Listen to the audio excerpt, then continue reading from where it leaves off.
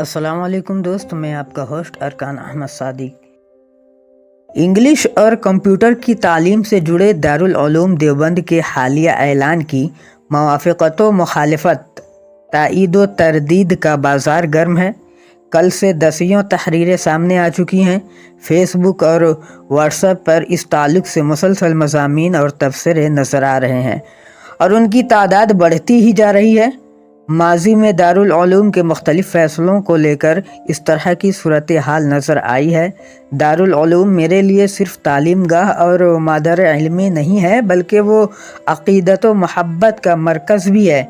इससे मुतालिक इस किस्म की बहसें लाज़मी तौर पर मुतवज्जा करती हैं और फिर अपने इल्म की हद तक मामला की वज़ाहत ज़रूरत का दर्जा इख्तियार कर लेती है। आगे बढ़ने से पहले ये समझ लीजिए कि दारुल उलूम देवबंद के ऐलानात और उसके दिगर मसाइल पर लिखने वालों और उन मबाहिस में हिस्सा लेने वालों की मुख्तलिफ़ अनवा हैं, जिन्हें हम तफसील से यहाँ लिखते हैं और समझते हैं। एक गिरोह वो है जिसे दारुल उलूम देवबंद से अंधी अक़ीदत है। वो उसके हर फैसले को मुनज़्ज़ल मिनल्लाह समझता है और उसके ख़िलाफ़ एक लफ्ज़ सुनना भी पसंद नहीं करता। उन लोगों का मामला नादान दोस्तों वाला है। उन्हें सही गलत में तमीज़ नहीं, न अपने मुस्तक़बिल की खबर है, न उम्मत के ज़वाल और उसके असबाब का इदराक है, और न असर हाज़िर के मसाइल और चैलेंजेस की कोई समझ है। ये लोग मरफूल कलम हैं और अबकुम ला यक़दिरु अला शैइन वहुवा कुल्लुन अला मौलाहु का नमूना है। दूसरा गिरोह उन लोगों का है जिन्हें मुख्तलिफ वजूहात की बिना पर दारुल उलूम से दिली बुग़्ज़ है। दारुल उलूम का नाम आते ही उनके दिलों में नफ़रत की आग सुलग उठती है। वो दारुल उलूम के ख़िलाफ़ लिखने का कोई मौका हाथ से नहीं जाने देते। इस काम में बसा औक़ात सच और झूठ की तहक़ीक़ भी ज़रूरी नहीं समझते और सुनी सुनाई बातों को फैलाना और दारुल उलूम के ख़िलाफ़ बदकलामी व बदक़लमी अपना फ़र्ज़ मनसबी समझते हैं।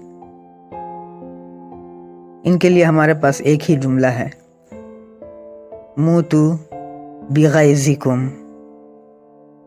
तीसरा गिरोह उन बेअक़ल लोगों का है जिनके पास अपनी कोई सोच नहीं। उनका काम सिर्फ ये है कि वो सुबह शाम मुख्तलिफ मैसेजेस और मज़ामीन पढ़ते रहते हैं। किसी ने ज़ोर कलम का मुज़ाहरा करके कुछ लिख दिया तो वही उनका अक़ीदा बन जाता है और फिर उसे नश्र करना और दूसरों तक पहुंचाना, रात दिन वो उसी काम में लगे रहते हैं। अगले रोज़ किसी ने उनके अक़ीदा के ख़िलाफ़ कोई ज़्यादा मुअस्सिर तहरीर लिख दी तो उनका क़िबला बदल जाता है और उल्टे बांस बरेली को चल पड़ते हैं। सिर्फ दारुल उलूम देवबंद नहीं, बल्कि तमाम ही मामलात में ये गिरोह अपने आधे अधूरे इल्म की बिना पर ज़न्न व तख़मीन और अफवाहों से भरी ज़िंदगी गुजारता है और यही इनका कुल सरमाए हयात है। और ये लोग कमसलिल हिमारी यहमिलु अस्फ़ारा का मिस्दाक़ हैं। चौथा गिरोह उन लोगों का है जो दारुल उलूम के मुखलिस हैं। वो हर हाल में उसका भला चाहते हैं। इनमें अक्ल व शऊर और सोचने समझने की सलाहियत भी है। इन्हें ज़रूरियात ज़माना का भी इल्म है और तालीमी इदारों को दरपेश मुख्तलिफ़ इंतज़ामी मसाइल को भी वो जानते हैं। बतौर ख़ास वो दारुल उलूम और उसके अतराफ़ व अकनाफ़ के माहौल से भी वाक़फ़ियत रखते हैं, इसलिए किसी नए फ़ैसले के मंज़र पस मंज़र को समझने की अहलियत भी रखते हैं। यही वजह है कि वो गौर व फ़िक्र के बाद दारुल उलूम की अच्छी चीज़ों की तारीफ़ करते हैं और उसकी बाज़ चीज़ों से इख्तिलाफ़ भी करते नज़र आते हैं। इस तफसील के बाद अर्ज़ है कि हर तालीमी इदारे को अपनी इंतज़ामी व तालीमी पॉलिसी बनाने का पूरा इख्तियार है। दारुल उलूम देवबंद भी यह हक़ रखता है उसकी इंतज़ामिया को किसी बाहरी शख्स को जवाब देने और किसी के सामने सफाई पेश करने की ज़रूरत नहीं है। जो दानिश्वर मुकम्मल सूरत हाल जाने बगैर मज़ामीन पर मज़ामीन लिख रहे हैं, महज उनकी जानकारी के लिए इत्तला दी जाती है कि दारुल उलूम ने यह फ़ैसला इसलिए नहीं लिया कि वो अंग्रेज़ी या कंप्यूटर पढ़ने का मुखालिफ है या वो सिरे से اس کی اہمیت کا منکر ہے۔ اگر کوئی یہ دعویٰ کرتا ہے تو وہ شخص یا تو غفلت کے گڈھے سے نکل کر آیا ہے یا بہت بڑا دجال ہے۔ دارالعلوم میں سالوں سے انگلش اور کمپیوٹر کی تعلیم کا نظم ہے۔ تکمیلات کے شعبوں میں یہ شعبے بڑے متحرک و فعال مانے جاتے ہیں۔ اس حقیقت سے انکار نہیں کہ ان شعبوں میں پڑھنے والوں کی تعداد نہایت محدود ہے۔ مدرسہ کی تعلیم کے دورانیہ میں طلبہ کو خارج میں انگلش پڑھنے سے روکنے کی ایک شکل یہ ہو سکتی ہے کہ سوم چہارم کے سالوں میں یومیہ صرف نصف گھنٹہ انگلش کا رکھ دیا جائے تاکہ طلبہ ادارے ہی میں معیاری انگلش پڑھ سکیں۔ انگلش اب مجبوری کہیے یا ضرورت بن چکی ہے۔ اس کے بغیر ایک عالم دین عصری ضرورتوں پر پورا نہیں اتر سکتا، اور انگریزی سے ناواقف ہونے کی بنا پر نفسیاتی طور پر بھی کچھ لوگ مایوسی اور خود اعتمادی سے محروم زندگی گزارتے ہیں۔ اس فیصلے کے پس پردہ اصل وجہ یہ ہے کہ دارالعلوم دیوبند میں دکھاوے کے طلبے کی ایک تعداد جمع ہو گئی ہے جو شوق سے دینی تعلیم حاصل کرنے کے لیے نہیں آئی ہے، بلکہ کسی مجبوری یا حادثے نے انہیں یہاں پہنچا دیا ہے۔ وہ مدرسہ کی تعلیم کی اہمیت سے واقف بھی نہیں اور اس کی عظمت کے دل سے قائل بھی نہیں۔ یہ لوگ دارالعلوم میں صرف وقت گزاری کے لیے ٹھہرے ہوئے ہیں۔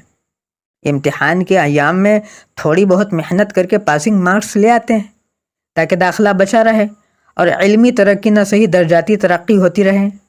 باقی پورے سال یہ اسباق سے بکثرت ناغہ کرتے اور انگلش اور کمپیوٹر کی پابندی کرتے ہیں۔ درسگاہ میں قرآن، حدیث، فقہ، تفسیر کی کتابیں سامنے رکھ کر انگریزی رٹتے اور مشقیہ جملے بناتے ہیں۔ ان طلبہ کے لیے دارالعلوم ایک فری کے ہوٹل سے زیادہ کچھ نہیں ہے۔ ایسے طلبہ کے لیے دارالعلوم میں رہنا، کھانا پینا، سونا، بجلی پانی کا استعمال کرنا سب ممنوع ہے۔ ایسے گروہ کی تعداد کوئی کم نہیں ہے اور اس پر بندش لگانے کے لیے سخت اقدام کے علاوہ کوئی اور چارہ نہیں ہے۔ ان کی صورتحال کے پیش نظر دارالعلوم کا فیصلہ 100% درست۔ ہم سے پوچھو تو کافی لیٹ، دیر صحیح درست عائد۔ اس مخصوص گروہ کے علاوہ ایک اچھی خاصی تعداد ان طلبہ کی ہے جو باقاعدہ طالب علم ہیں، دینی تعلیم حاصل کرنا ان کا مقصد ہے، اس تعلیم کی اہمیت و عظمت سے بھی واقف ہیں، لیکن انہیں اندیشہ فردہ نے گھیر رکھا ہے اور مستقبل کے خطرات نے انہیں دبوچ رکھا ہے۔ انہیں علم ہے کہ شب و روز کی محنت، اسباق کی مکمل پابندی، اعلیٰ سے اعلیٰ نمبرات اور عمدہ سے عمدہ صلاحیت کے باوجود ان کی قسمت کا فیصلہ چند ہزار تنخواہ کی صورت میں ہو چکا ہے۔ خود دارالعلوم کے رابطہ مدارس اسلامیہ سے وابستہ مدرسوں میں معلمین نان شبینہ کے لیے ترستے ہیں اور بنیادی ضروریات کے بقدر تنخواہ بھی نہیں پاتے ہیں۔ انہوں نے ان اساتذہ کی دلخراش داستانیں سن رکھی ہیں۔ انہیں یہ بھی شکوہ ہے کہ ہمیں توکل، قناعت پسندی، سادگی وغیرہ کی نصیحتیں کرنے والوں کی کوٹھیاں آسمان کو چھو رہی ہیں اور ان کے مال و دولت نے قارون کے خزانوں کی یاد دلا دی ہے۔ وہ اس دوزخی پالیسی بلکہ منافقت سے دل برداشتہ مستقبل سے مایوس اور سماجی، ملکی، خاندانی، علاقائی حالات سے خوف زدہ ہو کر انگلش کمپیوٹر کی تعلیم کی طرف رخ کرتے ہیں تاکہ کم از کم اپنا اہل و عیال کا پیٹ بھرنے کے بقدر حلال و روزی تو مل سکے۔ یہ بالکل سچ ہے کہ درس نظامی ایسا تفصیلی اور دقیق ہے کہ اسے جس طرح پڑھنا چاہیے اسی طرح پڑھا جائے تو کسی اور کام کے لیے ذرہ برابر وقت نہیں مل سکتا۔ لیکن طلبہ کا یہ گروہ مجبور ہے۔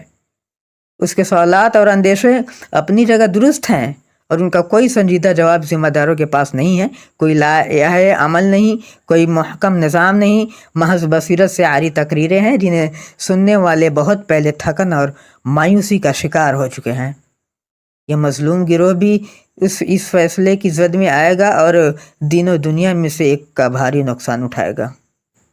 اگر کوئی ان حالات کو حقیقی معنی میں بدلنا چاہتا ہے، جن کی بنا پر وقتاً فوقتاً اس قسم کے اعلانات کرنے پڑتے اور قوانین بنانے پڑتے ہیں، تو اس کے لیے بصیرت، ضمیر اور احساس، دور اندیشی، قوت فیصلہ کے ساتھ ضروری ہے کہ ملکی و عالمی حالات پر گہری نظر ہو، زمانے کی نبض پر ہاتھ ہو، دعوت دین، دفاع دین کے لیے ضروری عصری علوم اور جدید علمی اسلحہ کی خبر ہو، تمام تر علمی صلاحیتوں کے باوجود مولوی طبقہ کو درپیش معاشی مسائل کی وجوہات کا ادراک ہو اور انہیں دور کرنے کا ارادہ ہو، اصلاح نصاب، اصلاح نظام، اصلاح اسلوب تدریس کی ضرورت کا بخوبی علم ہو، طلبہ کی کثرت در کثرت سے زیادہ معیار ہی اصل الاصول ہو، مدارس کے مجموعی نظام میں شفافیت اور عمدگی لانے کی سنجیدہ کوششیں ہوں۔ بظاہر یہ چیزیں الگ ہیں، لیکن آپ غور کریں گے تو معلوم ہوگا کہ ان میں سے ہر چیز دوسرے سے جڑی ہوئی ہے، صرف ایک چیز کو درست کرنے سے حالات نہیں بدلیں گے، ان سب مربوط چیزوں کو بدلنے اور سب میں اصلاح کرنے کی ضرورت ہے۔ اصل مسائل کے حل کی جانب توجہ دیے بغیر ان سے پیدا شدہ ظاہری جزوی مسائل کے حل کی کمزور کوششیں کرنا ایک خوفناک مذاق اور افسوسناک واقعہ ہے۔ یہ دکھاوے اور ضیاع وقت سے زیادہ کوئی حیثیت نہیں رکھتا ہے۔